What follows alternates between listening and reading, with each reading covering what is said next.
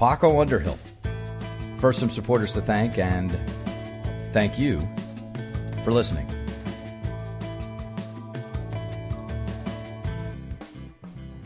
This episode is supported by CCW Digital, leaders responsible for operations, information technology, contact centers, customer care, service, and support are invited to register for a free CCW Digital membership.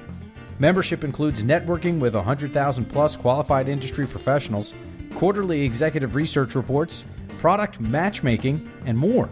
Go to ccwdigital.com to join the community. This episode is also supported by the CCW Conference and Expo. The event will empower you to test, learn, and try the next big thing in customer experience optimization. Are you interested in mining data across touchpoints for personalized and predictive data? Are you trying to integrate your systems to get a more complete view of the customer?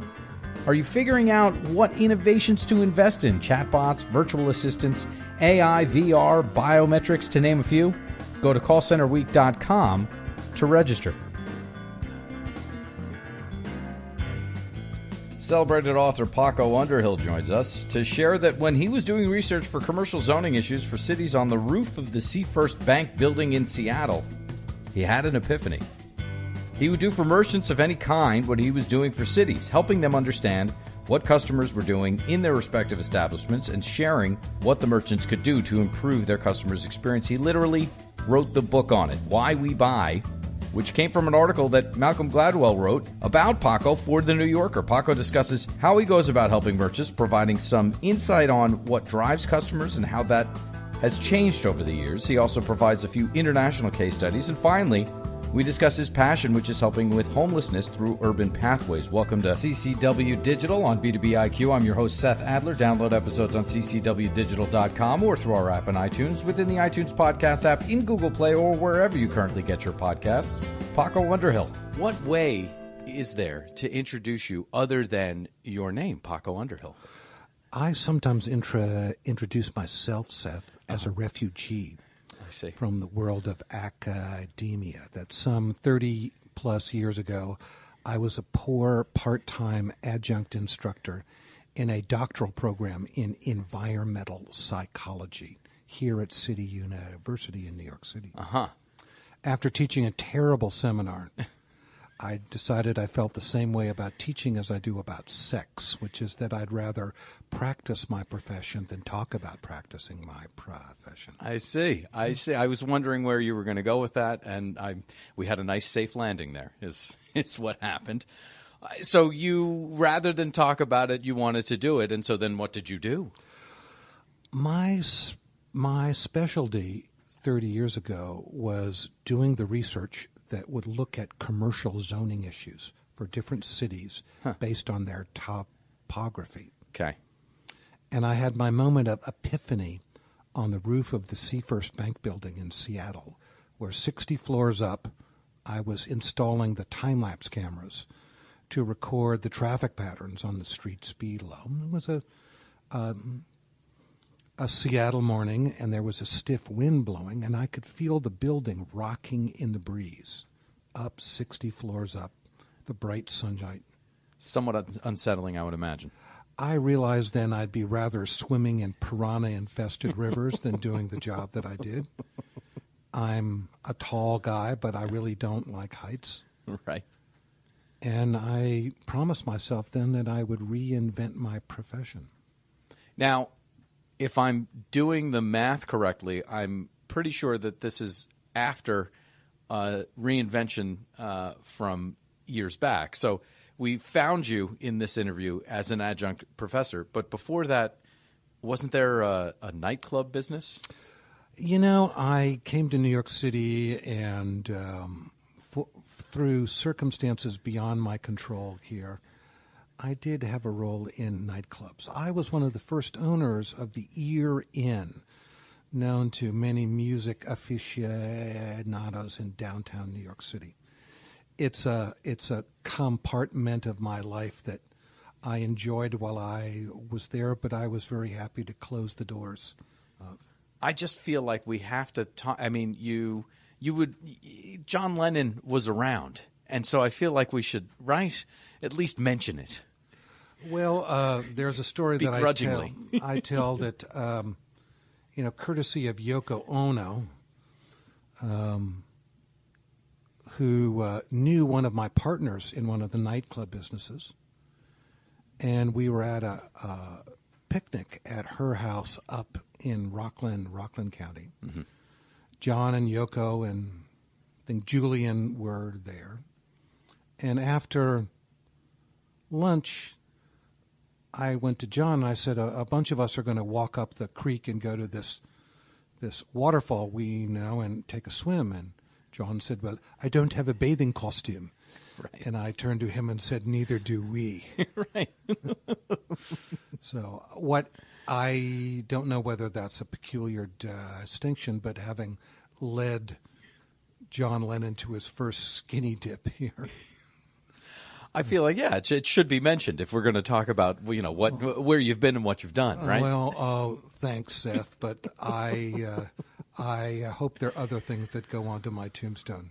So let's get into that. So you're standing on the SeaTac Tower or Sea First Tower and realizing you're not going to do that anymore. And so I guess when did you find the pen, right? Because these books that you've written. Okay, well, about 6 weeks ago, I was cleaning out a corner of one of my drawers. Mm-hmm. And found a very nice rejection letter from the Minnesota Quarterly.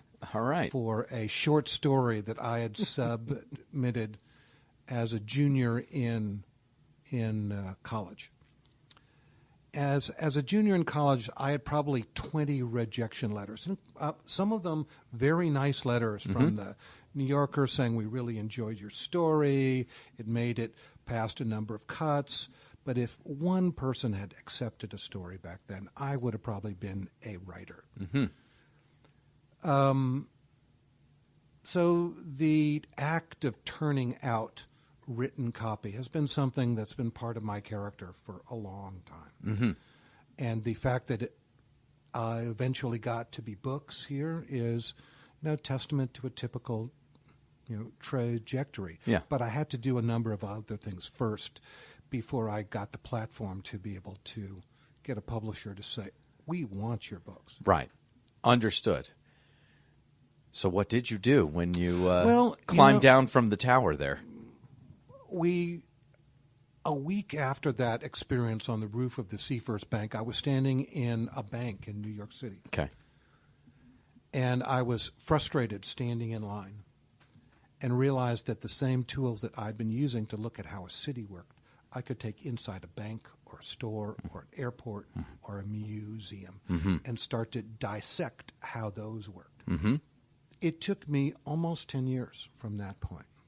I owned some bars and restaurants. We were part of the music industry. And one night I was at the bar with the director of marketing to Epic Records. And I said, I can do a deconstruct of a record store in a way that's going to help you be able to sell music. Mm-hmm. And the guy's name, I think, was Dan Beck. And he said, why don't you write something up to me? Okay. So I wrote something up, I submitted it, and I didn't hear anything for months. And then out of the blue, somebody calls and says, in our files, we found this proposal, and we'd like to do it. And so I made my peregrinacious voyage out to Palisades Plaza here, Palisades Park in New Jersey, to a music store, and set up my cameras there. Right. And brought some students in to help me look at how people move through it, and came up with a series of often some painfully simple stuff about how to make that store function better. So painfully simple being what? What are we talking about? For example, we have images in our time lapse of the shoppers for singles back then. This was, back in the 80s. Yeah, I remember. There were still 45s. Yeah. And I bought Aretha Franklin's Respect. Yet the Billboard Top 100 chart was put next to the singles section at a comfortable height for an 18-year-old to read because that's who had put the sign up, as opposed to the 12-year-old that was actually buying the records. Got it. And my thesis is if you put the sign at the right height, you would be able to generate more sales. Mm-hmm. Simple. Pure and simple. Right. Second piece was, at that point, people sold cassettes and albums. Mm-hmm. And yet the number of people shopping albums was almost 4 times the number of people shopping cassettes because it was a easier medium to be able to look for something in. Sure. And yet the sales of albums and cassettes were the same. So we proposed a series of ways of being able to reorganize the section to be able to, or reorganize the store to be able to even out the traffic across the floor. Yeah. Third thing is that my cameras caught a shoplifter at work. Okay? Part of the reason why I knew he was pro is he was getting multiple copies of the same record. Got it. Okay? Mm-hmm. But he was working with a bag of a store that wasn't in the mall. Ah. And this was back before, censors and other things. And I went back to the loss prevention people for the record store chain. I think it was called Harmony Hut. And said, if you check bags periodically and you see a Sears bag leaving your store, as there's no Sears in the mall, that's maybe a bag that you should check. Right. And I got a note back from the loss prevention director, 6 weeks later, saying that I'd stopped $25,000 worth of product walking out the door with just some simple advice on it. But back then, it was a very simple way of being able to start making a connection between what happens on the floor and packaging, what happens on the floor in terms of how somebody organizes, and recognize that this was almost 25 years before the term category management was even invented. It was at that point that I realized I had an economically viable service and that I could start knocking on the doors, particularly of merchants, and start going, I can help you both tactically win victories really quickly, but I can also help you bring a mix of art and science to the process of being able to lay out and think about how a store worked. So as far as that art and science is concerned, if we're talking about simple things of, sign placement, what are, maybe without giving the store away, obviously, some of the more complex things that came about that you realized and gave as advice to retailers, which totally changed the game? Well, I think some of this was recognizing that there are a series of biological constants that govern how we move, and that understanding what those biological constants are one of the ways that we set up almost any kind of environment for people to interact with them in a more easy fashion. Okay. For example, walking in a door, going from outside to inside, or going from the concourse of a shopping mall to the inside of a store. We are adjusting our walking speeds. We're adjusting to changing light. We're adjusting our peripheral vision. There's what we call a decompression zone that governs what that process is. And we can control that decompression by a series of different simple tools. Okay. We can control it by signage. We can control it by the texture underneath our feet. But often placement of items as it relates to the decompression zone, often by varying as little as 18 inches, goes from something being a piece of sculpture to something being a tool to put things into circulation. Second is that 90% of us, Seth, are right-handed, and that almost any space works better with a counterclockwise circulation pattern. We tend to push our shopping baskets or carry our pocketbooks in our left hand, and we interact with the world with our right hand. Sorry, all you southpaws out there. Okay. Well, they're used to it at this point. My father was a left-handed person. He said the world is set up for right-handed people. So there is changing light. They're changing directions. They're looking at walking speed issues. They're looking at all of the ways that we use sense marketing, how things smell, what we taste. All of those things are part of the process. Even going back to a simple an issue that started in the music business is there's an absolute predictability to who's walking in your door when. So if I look at the demographic profile of Monday morning, Monday afternoon, Monday night versus Saturday night, there's a time to play Frank Sinatra. There's a time to play the Beach Boys. There's a time to play the Bee Gees. And there's a time to play Death Cab for Cutie. And we know that with certainty. We don't even have to guess. That's right. That's right. Yeah. And part of what is interesting in the space management program is taking all of the things that are 96% predictable and going, how can I use this information in some way to my advantage? So all that adds up, right? This biology that you speak of, all of this is adding up to why we buy, right? So Paco Underhill, why do we buy, right? There's a book about it. And you should buy it, right? There's a book about it. In the spring of 1996, I just moved my offices, and a young man came to visit me and said, I'm a science writer. I'm a Canadian science writer. Yeah. And I've been working for the Washington Post. I just moved to New York City, and I'm here in New York. I'm doing a story for the New Yorker. And somebody said I should come talk to you. Okay. And he kept coming back again and again. And I was tempted to pick up the phone and call the New Yorker and say, does Malcolm Gladwell work for you? Malcolm's piece came out the fall of 1996 called The Science of Shopping. And it became one of the most reprinted pieces in New Yorker history. And all of a sudden for this market researcher who'd been functioning underneath the radar screen, had been struggling to write articles and had managed to publish a bunch of them. All of a sudden, there was a great deal more interest in what I might be able to offer. Yeah. So I'm very happy that I was able to secure a very good agent. Yeah. And take that first book to market, called Why We Buy: The Science of Shopping. Yeah.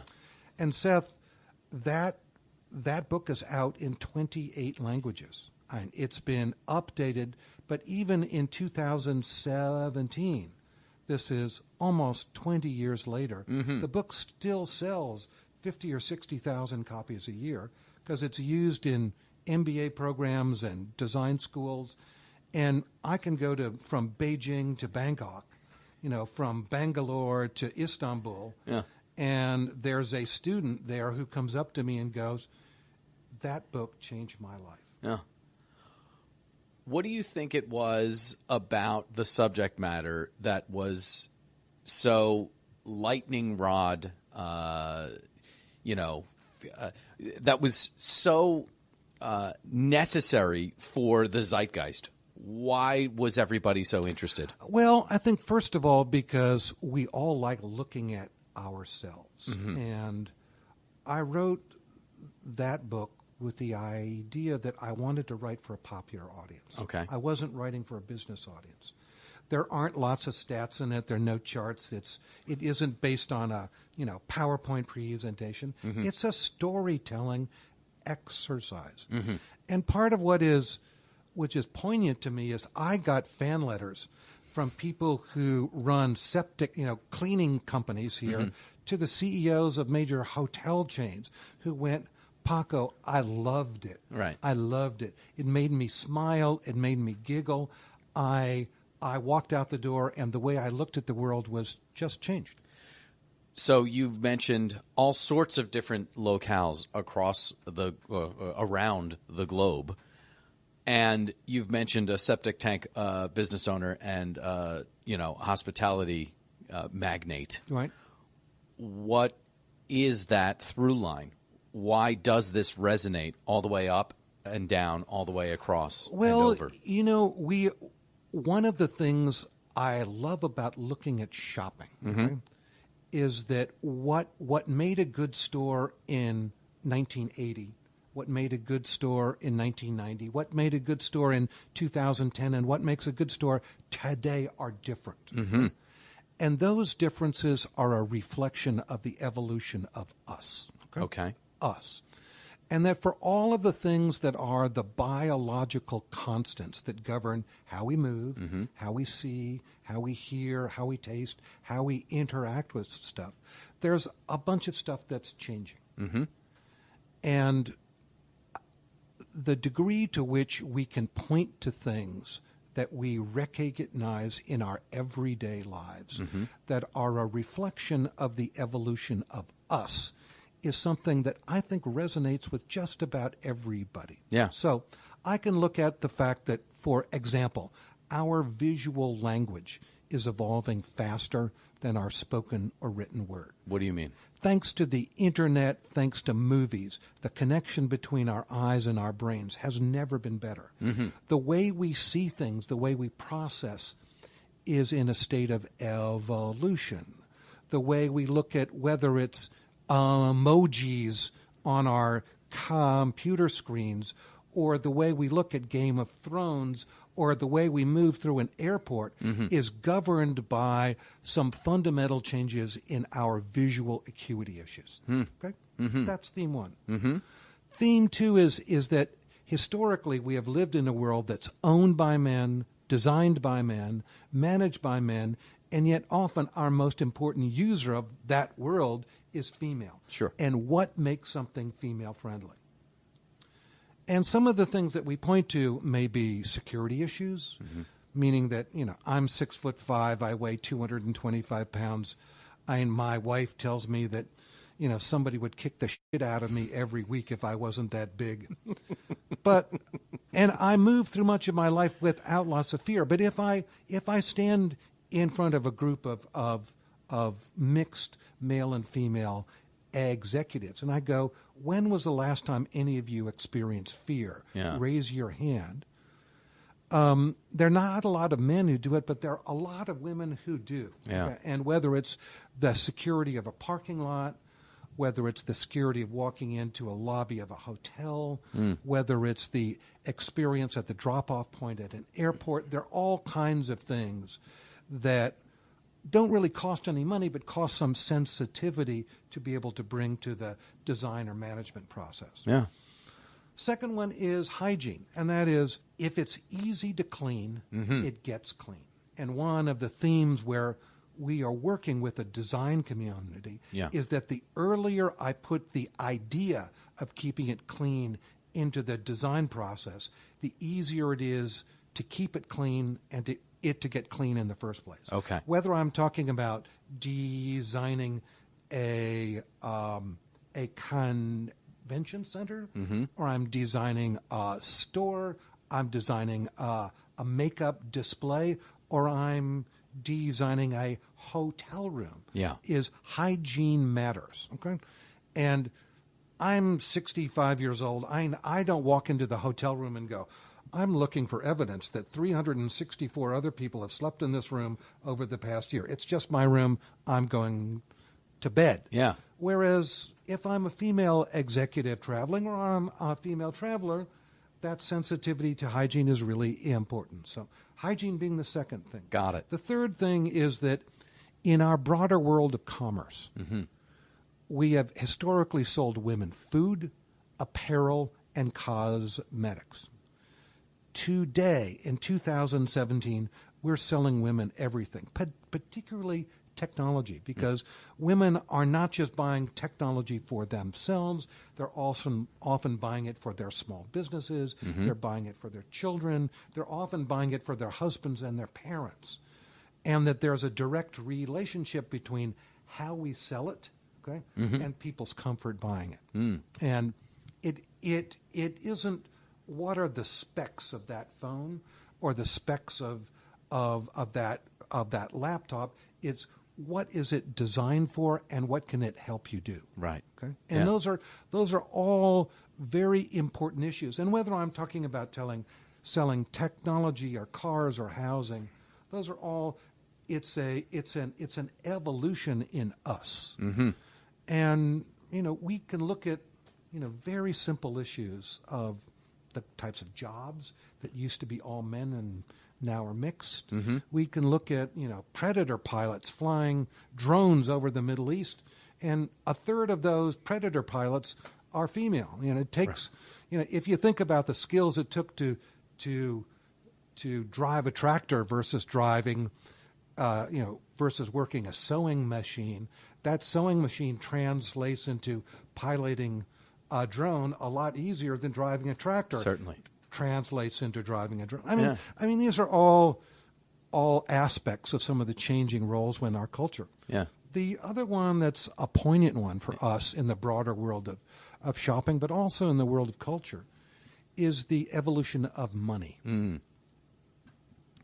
That up through 1995, maybe, the overwhelming majority of global wealth was in the hands of an aristocracy. Okay. People who knew what they were buying. Mm-hmm. They'd been trained. They'd been, from the cradle up, they knew the difference between a Rolex and a Timex. Mm-hmm. Right? Mm-hmm.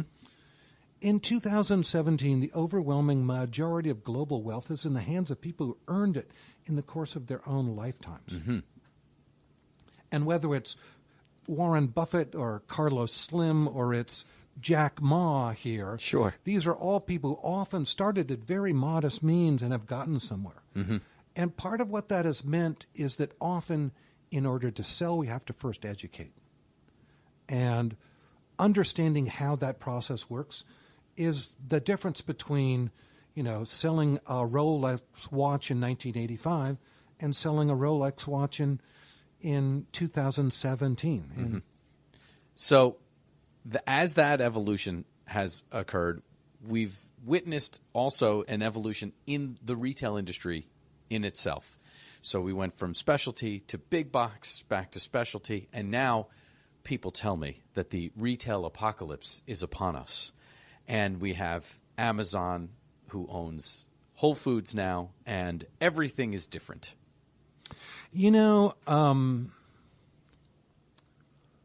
If you drive in from the Jacksonville airport into downtown Jacksonville, you pass one of Amazon's new warehouses. It's humongous. There's a parking lot outside that's 5,000 cars. Mm-hmm. But it's a reminder of a very important issue, Seth, which is that while we talk about digital commerce, mm-hmm. analog is still the goods that we buy. Okay? Right.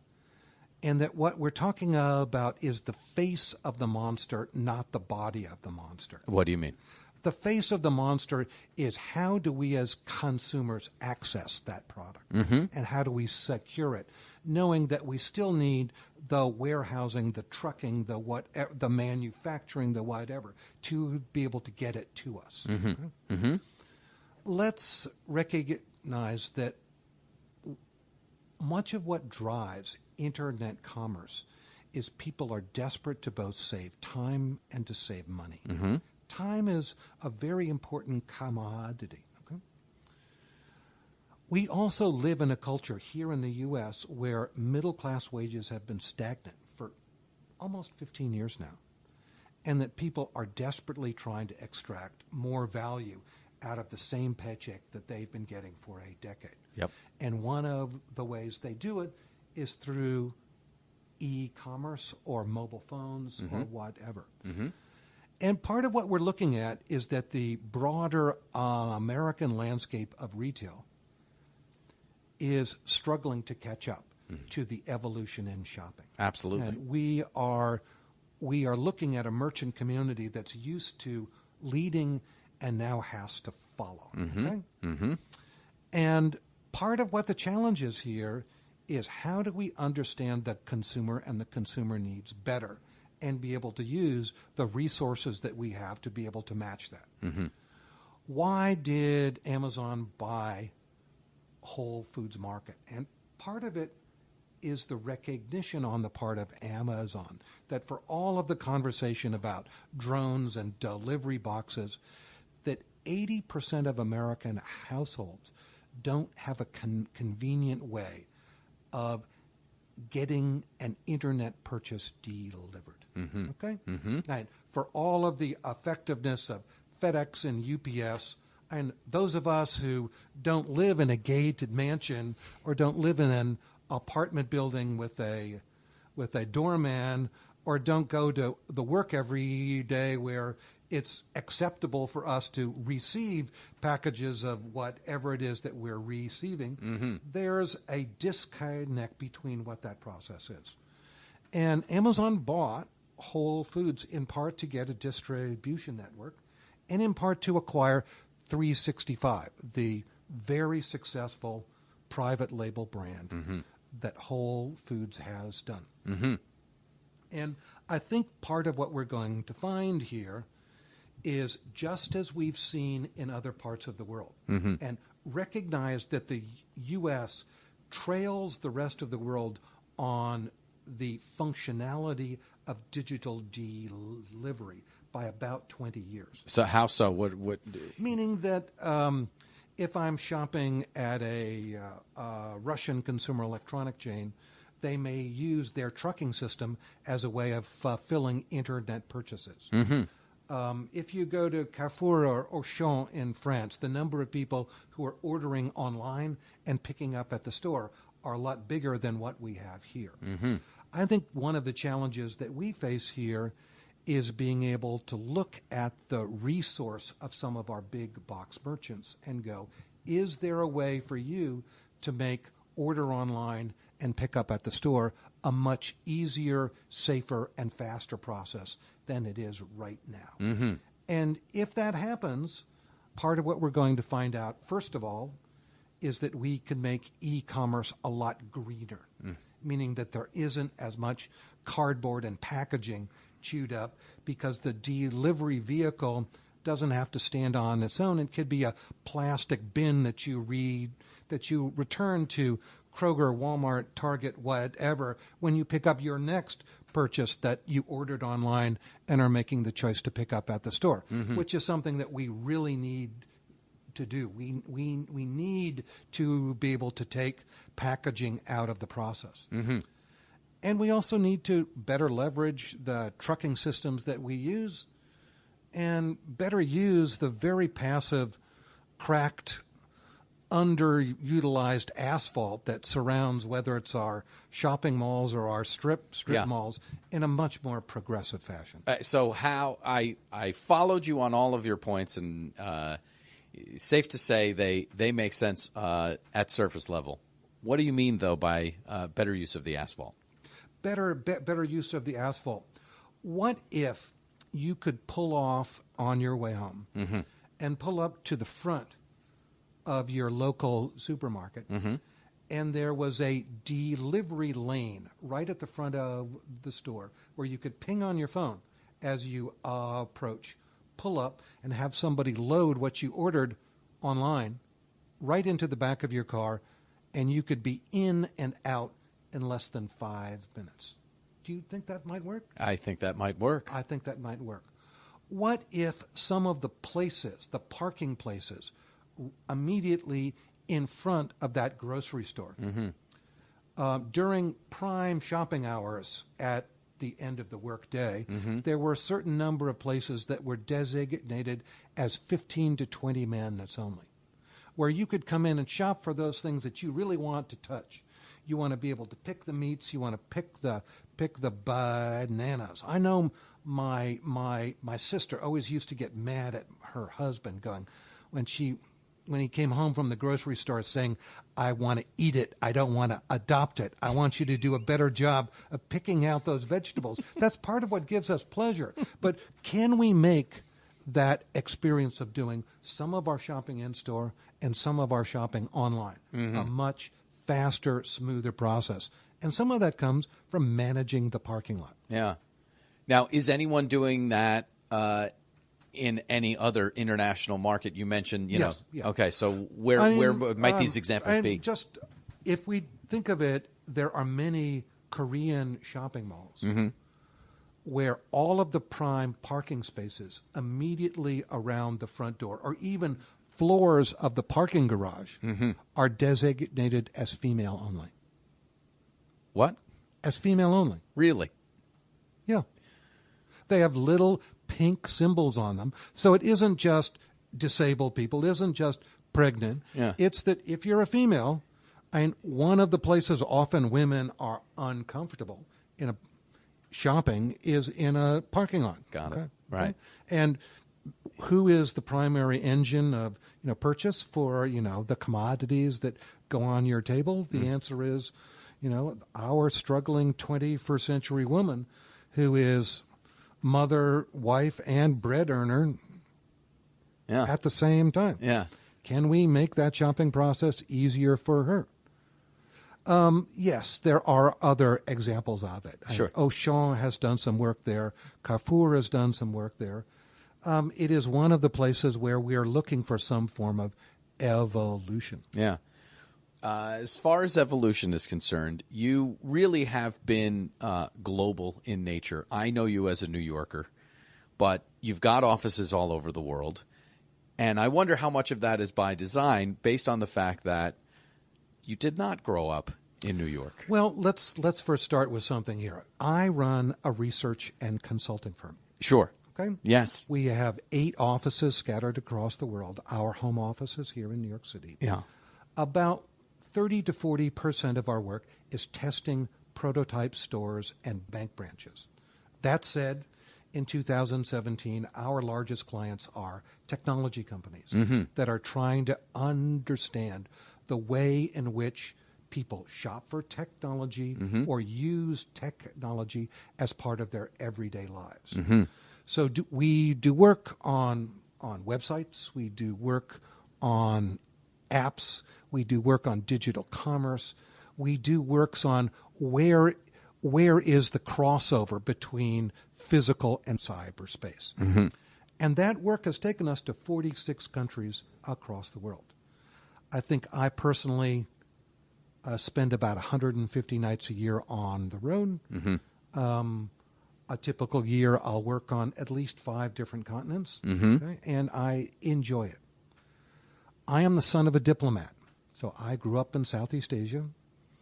I speak a little Malay. That was my first language growing up. It's pretty rusty now.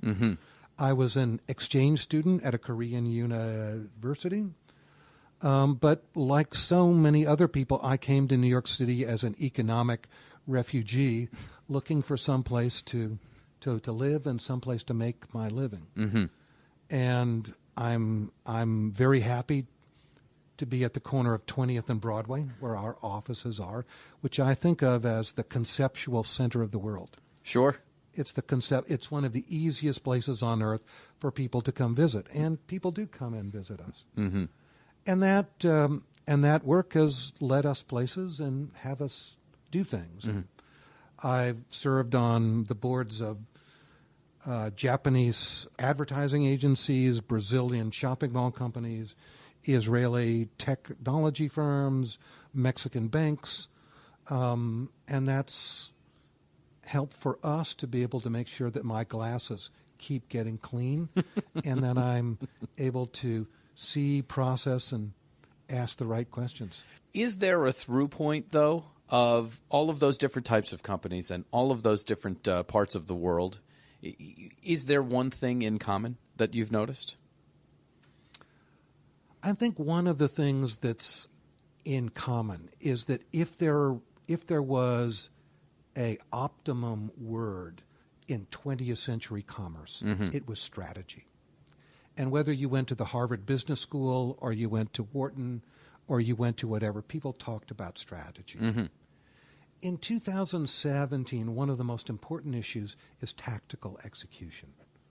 And that is what is global and what is local. And the degree to which we recognize that collecting information or collecting data is really easy, and what do we do with it is really important. and that execution of data processing, yes, it still has strategic elements to it, but the way we win victories is through tactical execution. On the other end of tactical execution is the customer and the customer's experience. And Correct. what I have noticed is that any executive in a Fortune 500 or otherwise type company is now focused on the customer experience. So process excellence executives, shared services executives that need to make sure that everything that they are doing actually outputs to an appropriate customer experience. And everyone in between now are focused on the customer experience as opposed to reporting to the street, et cetera, et cetera. What do you think about that? Well, I think it's often interesting that if you walk into a corporate headquarters and you find the desk that's farthest away from the front door, that's generally where the person in charge sits. If you walk into a bank branch and you find the office that's, again, farthest away from the front door, that's often where the person in charge sits. But I'm often reminded that leadership happens because people lead from the front. And one of the things I close almost every lecture that I give is I take off one of my shoes and I go, I believe in rubber-soled shoes. In that we are very comfortable often in our 21st century business culture making decisions sitting down and making decisions staring into our Excel spreadsheets, our Access databases. And all of those are important.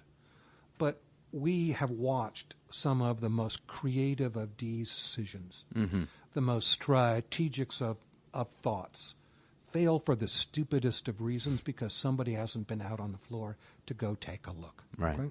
Yeah. And I don't care what you do here, whether you're running a technology company, whether you're running a septic tank company, or whether you're building widgets, is understanding that point at which your product, your service, and your customer meet is a very important part of your decision making. And often the only way to get it is to actually go and be there. So that brings us to our next point, I think, which is to talk about urban pathways. And it's kind of part of the same thing as far as, you've got to get out there and be there as far as, your work is concerned. This is your issue, is homelessness here in New York City specifically. And we're actually sitting in an urban pathways. That's correct. We're sitting in an urban pathways facility now. Seth, I have been a volunteer at Urban Pathways for it's been almost 30 years. And it's something that is close to my soul. Okay? As the product of a Christian father, a Jewish mother, and a man who's married to a Muslim wife, one of the things that I believe in is that it isn't the beliefs you profess, it's the actions that you take in your life. And one of the things that I thank Urban Pathways is that I can do mitzvahs every day. Okay? I travel with contact cards in my pocket, which is when I see a homeless person, particularly when I see a homeless woman, I try to have a conversation with them. And I go, here is our drop-in center. And we just visited, you and I, the drop-in center earlier today. And I go, if you come to us, I will give you a clean bathroom. I'll give you a place to take a shower. I can wash your clothes. I can give you a meal. If you want to talk to a nurse or a social worker, I can do that too. And if tonight you want to stay in a faith-based shelter rather than a city shelter, we'll van you to that place. And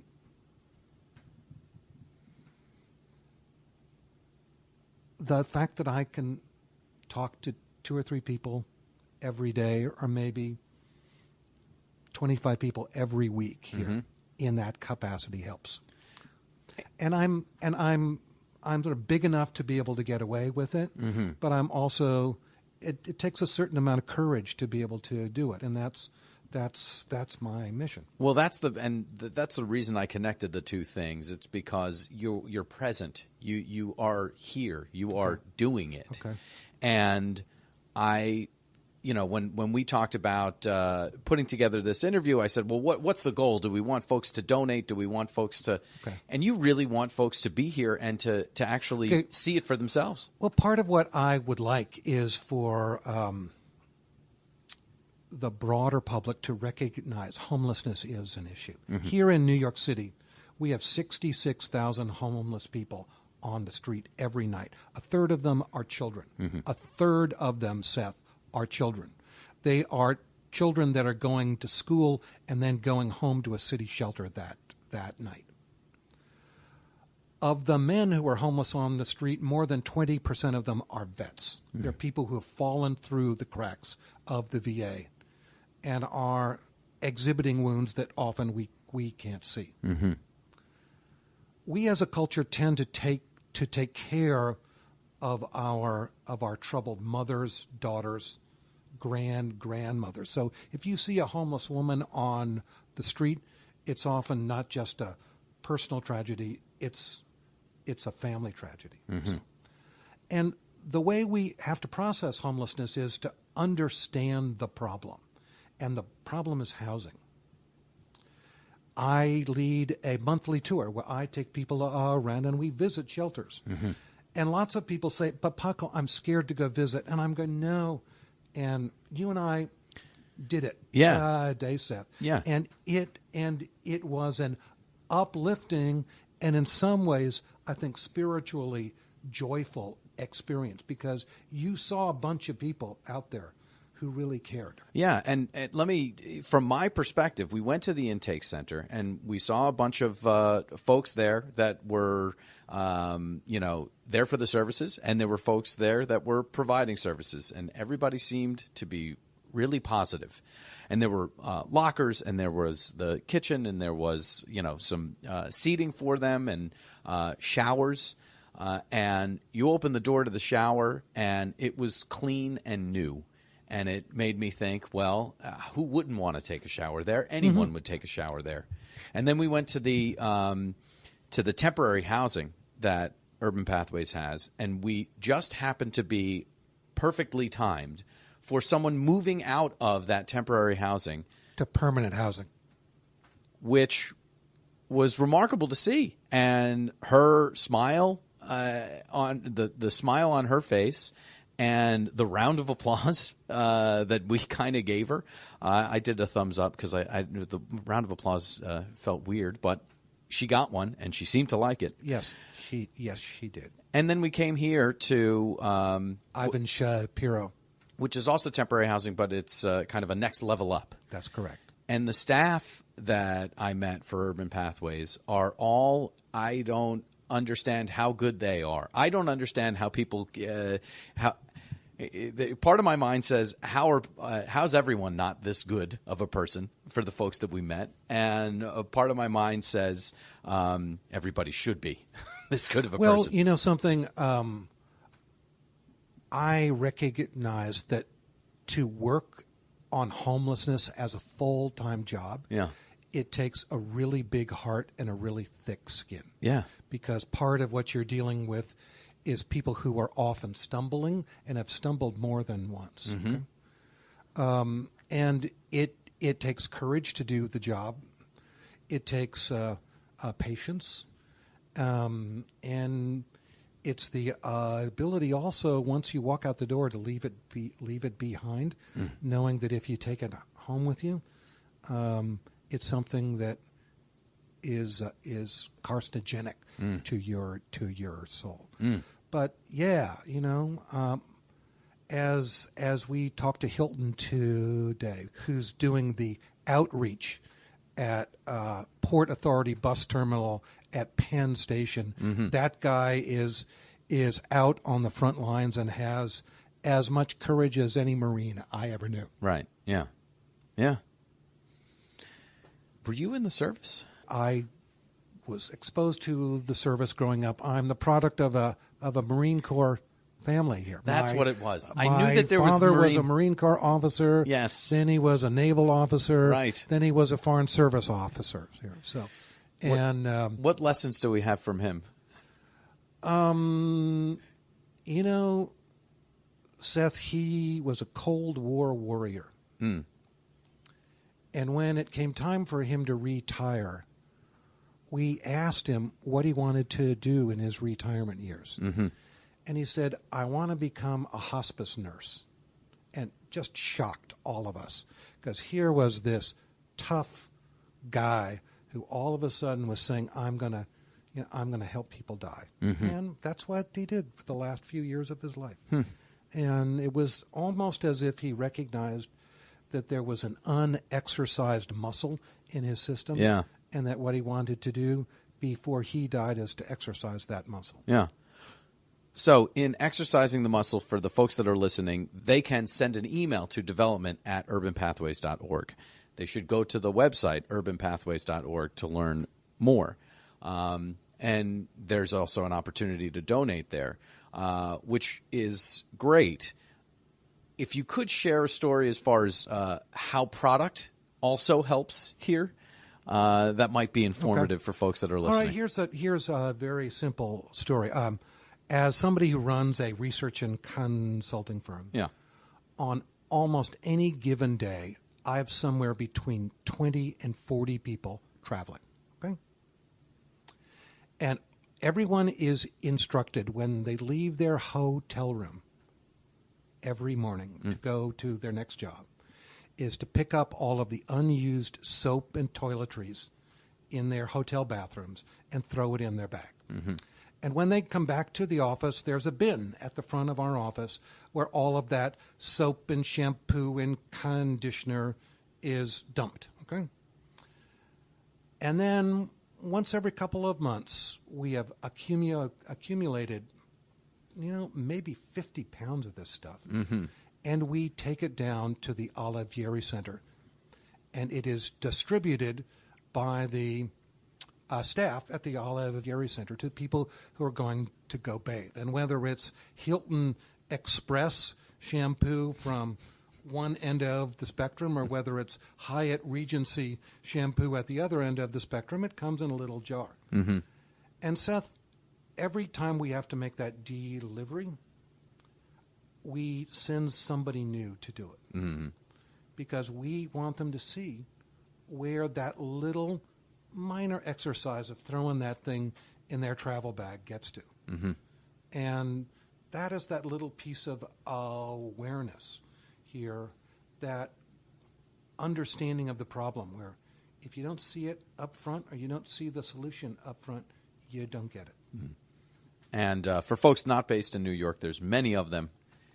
New York is a city that you do come to at least once a year, whoever's listening, So do come, do donate, and at the very least, go ahead and send us a package of soap bars, right?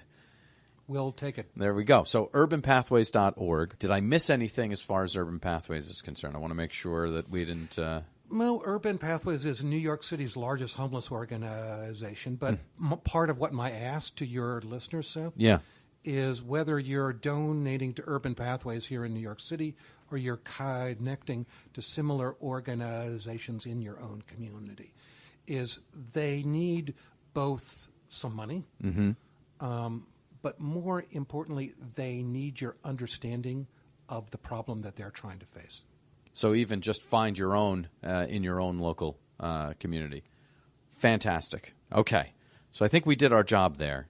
I think we got to know you at least a little bit. And so I have 3 final questions. I'll tell you what they are, and I'll ask you them in order.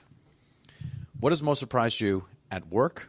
What has most surprised you in life? And on the soundtrack of your life, one track, one song that's got to be on there. But first things first. Along the way, what has most surprised you at work?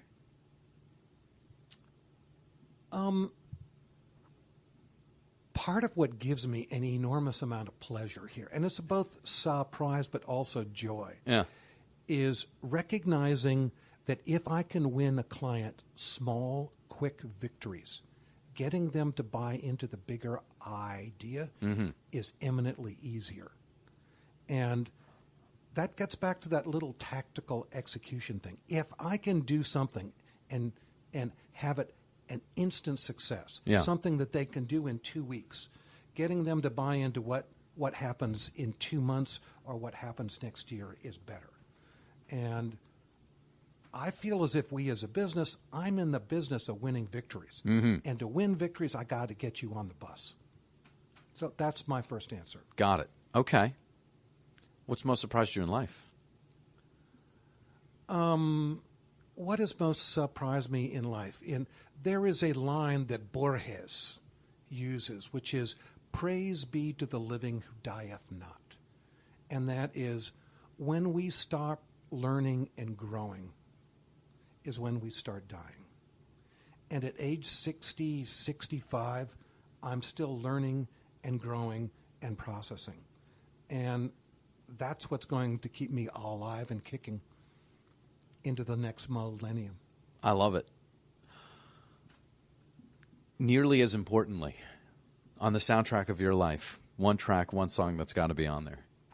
Every move you make, every step you take, we'll be watching you. Which is, of course, on brand.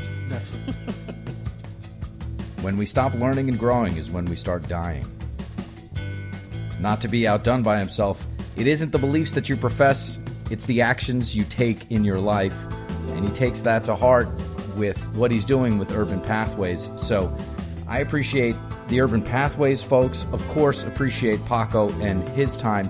If you can't take action through Urban Pathways in New York, do it in your community. Thanks for listening. Stay tuned.